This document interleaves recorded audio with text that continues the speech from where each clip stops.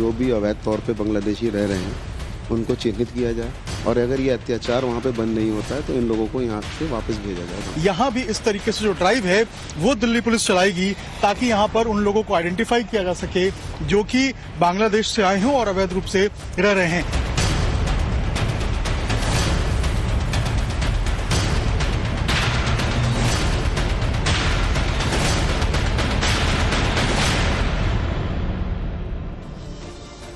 बांग्लादेशी घुसपैठियों से देश की राजधानी दिल्ली को खाली कराने का ऑपरेशन शुरू हो चुका है।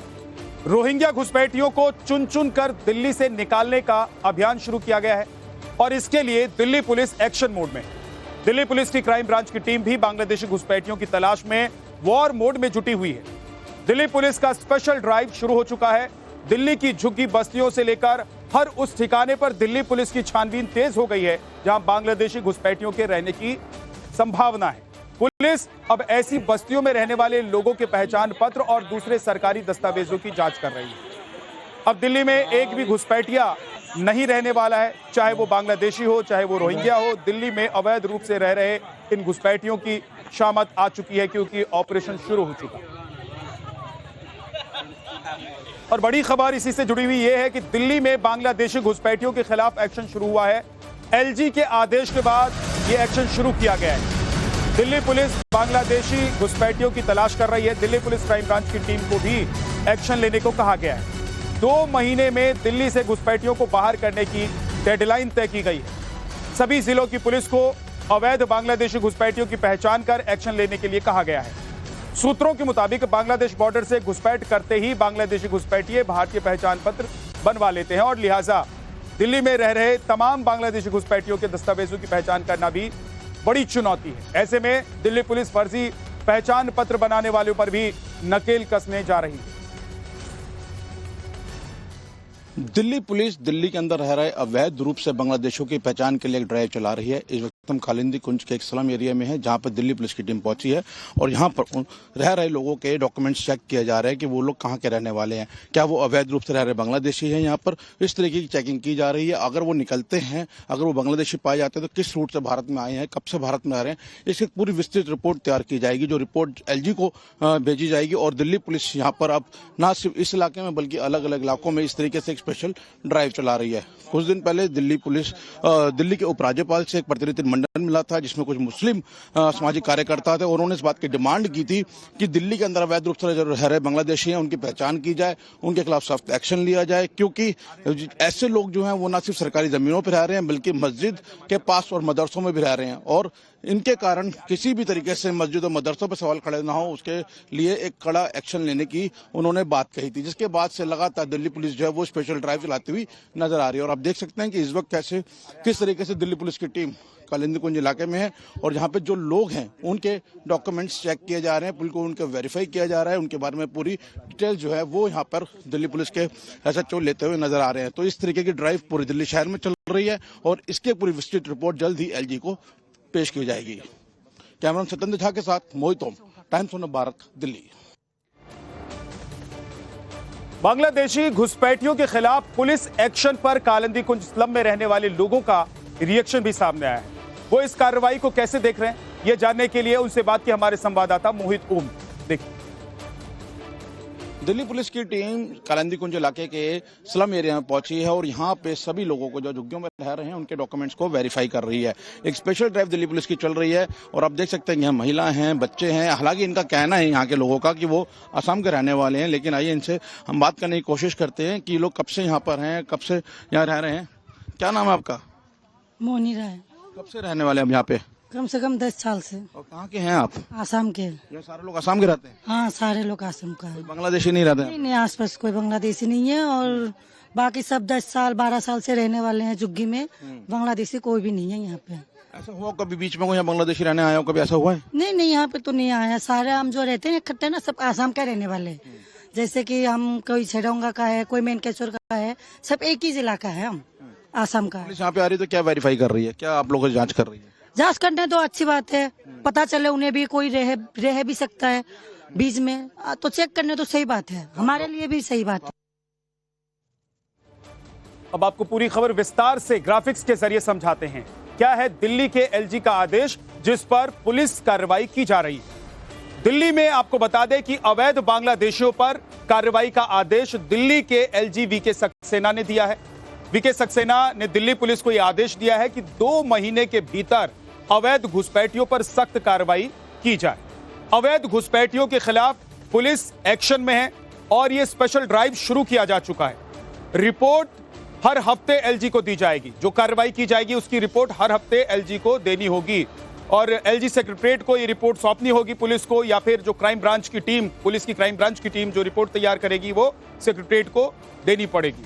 सड़क, पार्क, फुटपाथ पर रह रहे घुसपैठियों पर एक्शन लेने के लिए आदेश दिया गया है। मुस्लिम प्रतिनिधियों की डिमांड पर एलजी ने यह आदेश दिया है। एक मुस्लिम डेलीगेट मिला था एलजी से, उन्होंने इस बात की मांग की थी।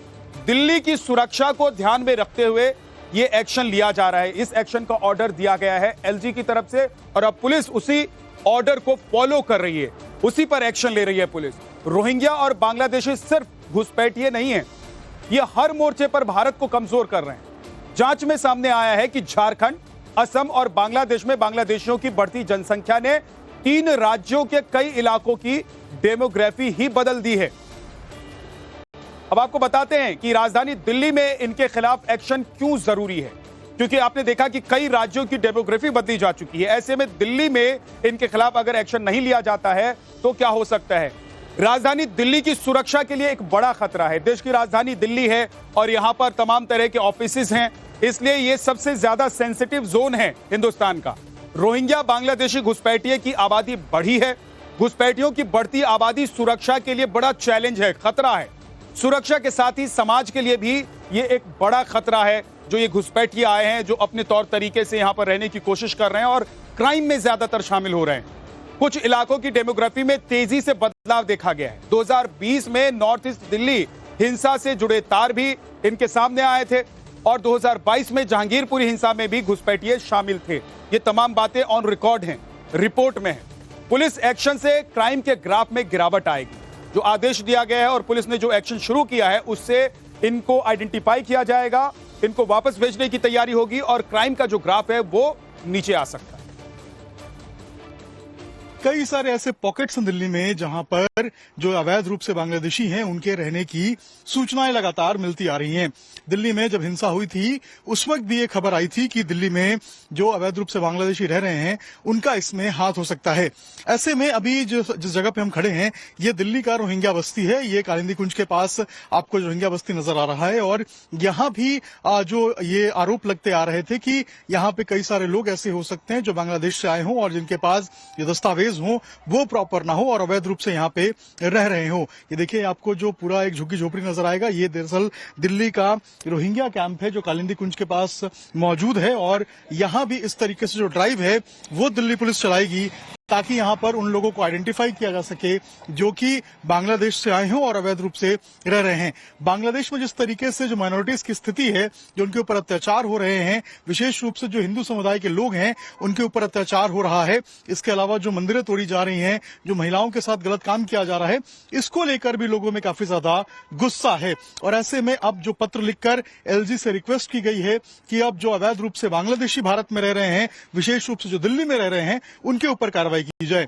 कई सारे ऐसे छोटे छोटे पॉकेट्स हैं जहां पर छिप के बिना किसी वैध दस्तावेज के जो अवैध रूप से बांग्लादेशी हैं वो रह रहे हैं। जरूरत है इनको चिन्हित करने की और यही कारण है कि 2 महीने का समय दिल्ली पुलिस को दिया गया है। कोशिश दिल्ली पुलिस की है कि 2 महीने के अंदर इस ड्राइव को कंप्लीट करे और हर सप्ताह जो एक स्टेटस रिपोर्ट है वो एलजी के जो सेक्रेटरीट है वहां पर देना है। ऐसे में दिल्ली पुलिस की जो क्राइम ब्रांच है वो भी एक्टिव हो गई है और जांच जो है अब इस पूरे मामले में शुरू हो गई है और जहां जहां पर ये खबर आ रही है कि वहां पर उन जो अवैध रूप से बांग्लादेशी है वो रह सकते हैं, वहां पर जो ड्राइव है वो शुरू की जा रही है। विशेष पांडे के साथ अभिषेक राज, टाइम्स नवभारत, दिल्ली। दिल्ली के उपराज्यपाल को यह ऑर्डर क्यों देना पड़ा, यह भी जानना जरूरी है आपके लिए। दरअसल शनिवार को हजरत निजामुद्दीन के उलेमाओं और मुस्लिम वर्ग के एक प्रतिनिधिमंडल ने एलजी वीके सक्सेना से मुलाकात की थी और बांग्लादेश में हिंदुओं पर हमले के खिलाफ चिंता जताई और दिल्ली में घुसपैठियों के खिलाफ कड़ी कार्रवाई किए जाने का आग्रह किया था उनसे, जिसके बाद एलजी ने एक्शन लेने के लिए कदम उठाए। भारत का सारा मुसलमान भारत की सरकार से ये मांग करता है, एलजी साहब से हम मांग करते हैं कि यहाँ पे जो भी अवैध तौर पे बांग्लादेशी रह रहे हैं उनको चिन्हित किया जाए और अगर ये अत्याचार वहाँ पे बंद नहीं होता है तो इन लोगों को यहाँ से वापस भेजा जाए बांग्लादेश। हमने उस लेटर में लिखा है कि हम इस मुहिम को ये चलाएं कि कहीं किसी मस्जिद में या मदरसे में इस तरह का कोई अवैध ना हो बांग्लादेशी जो ठहरा हुआ हो, क्योंकि कमेटीज जो है उनको मालूम नहीं होता कोई आ गया, एक तो एक दरगाह है या कोई मस्जिद है, कोई मदरसा है, कोई आगे ठहरा तो आप जगह दे देते, कोई मंदिर हो, आप भी कोई आएगा तो आप उसको ठहरने के लिए जगह दे दोगे एक दो दिन। तो हम उस पर अलर्ट ये करा कि कोई भी इस तरह का आदमी आगे रहता है तो उसको बिल्कुल इजाजत न दे वहाँ रहने की। ये कमेटीज को खासतौर से हिदायत के लिए कहा गया है। और अब आपको दिखाते हैं मुस्लिम डेलीगेशन ने बांग्लादेशी घुसपैठियों को बाहर निकालने के अलावा और क्या क्या डिमांड एलजी के सामने रखी थी। बांग्लादेशी घुसपैठियों को किराए पर घर नहीं दिए जाने का डिमांड किया गया, अपील की गई। बांग्लादेशी घुसपैठियों को कहीं भी नौकरी नहीं दी जाए ताकि ये देश में रह नहीं सके। घुसपैठियों के बच्चों का किसी भी स्कूल में एडमिशन ना किया जाए, ना हो एडमिशन। सरकारी जमीनों से बांग्लादेशी घुसपैठियों का कब्जा हटाया जाए। गैर कानूनी रूप से बने सरकारी दस्तावेज निरस्त किए जाएं। घुसपैठियों की पहचान कर उन्हें वापस बांग्लादेश भेजा जाए। ये तमाम मांगे इस डेलीगेशन के द्वारा एलजी से रखी गई थी, जिसके बाद एलजी ने एक ऑर्डर पास किया और दिल्ली पुलिस एक्शन में आ गई। एक तरफ दिल्ली को बांग्लादेशी घुसपैठियों और रोहिंग्याओं से खाली कराने की तैयारी हो रही है, दूसरी ओर जम्मू कश्मीर के मुख्यमंत्री उमर अब्दुल्ला से लेकर उनके पिता फारूक अब्दुल्ला रोहिंग्या से हमदर्दी जता रहे हैं। देखिए, वो गवर्नमेंट ऑफ इंडिया ने यहाँ पे रेफ्यूजीज भेजे हैं, हमने नहीं लाया, उन्होंने यहाँ बसाया है और हमारा फर्ज है जब तक वो यहाँ हमारे पास हैं, रेफ्यूजीज हैं, उनको पानी और बिजली देनी चाहिए। उनको लेके एक ह्यूमैनिटेरियन इशू है। मरकजी हुकूमत ये तय करे कि उनके लिए करना क्या है। अगर उन्हें वापस भेजना है तो वापस भेजिए, अगर भेज सकते हो तो भेजिए, अगर नहीं भेज सकते हो तो फाका उनको यहाँ मार तो नहीं सकते हो ना, या ठंड से उनको मार नहीं सकते हो।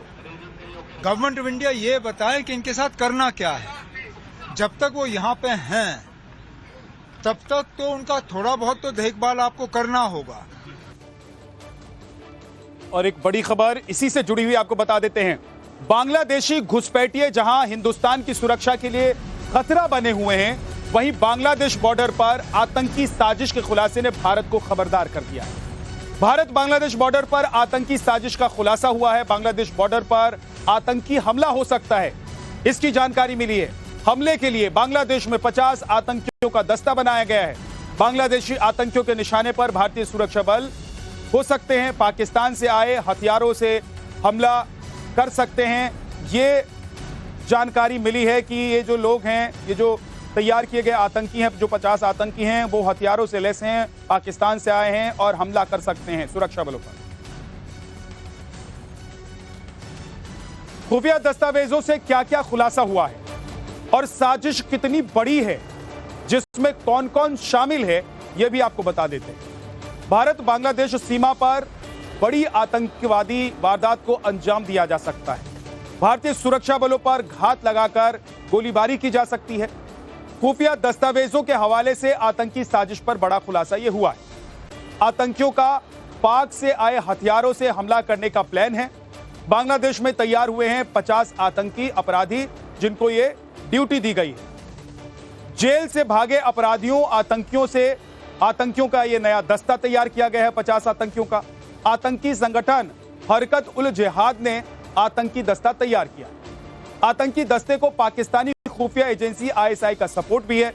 आतंकियों को हमले की ट्रेनिंग दे रहे हैं पाकिस्तानी ट्रेनर। आतंकी संगठन को अंतरिम सरकार के 3 सलाहकारों का भी साथ मिला हुआ। भारत बांग्लादेश सीमा पर आतंक की नई साजिश का खुलासा हुआ है। खुफिया दस्तावेजों के हवाले से चौंकाने वाला खुलासा सामने आया है, जिसमें साफ तौर पर यह बताया गया है कि किस तरीके से एक नया संगठन बनाया गया है जो भारत बांग्लादेश सीमा पर आतंकवादी हमला कर सकता है।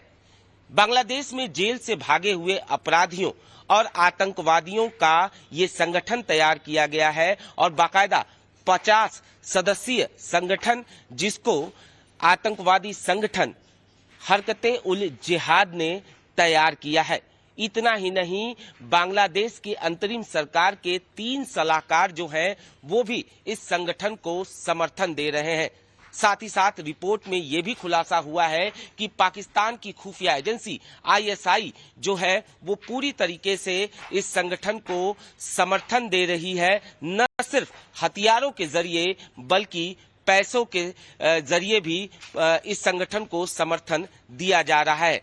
जाहिर तौर पर पाकिस्तान नहीं चाहता है कि भारत और बांग्लादेश के बीच तनाव कम हो और यही वजह है कि पाकिस्तान की खुफिया एजेंसी ISI इस संगठन को पूरी तरीके से समर्थन दे रहा है और बाकायदा पाकिस्तान से जो हथियार भेजे गए हैं उसके जरिए भारत बांग्लादेश सीमा पर आतंकवादी हमले की साजिश तैयार की जा रही है।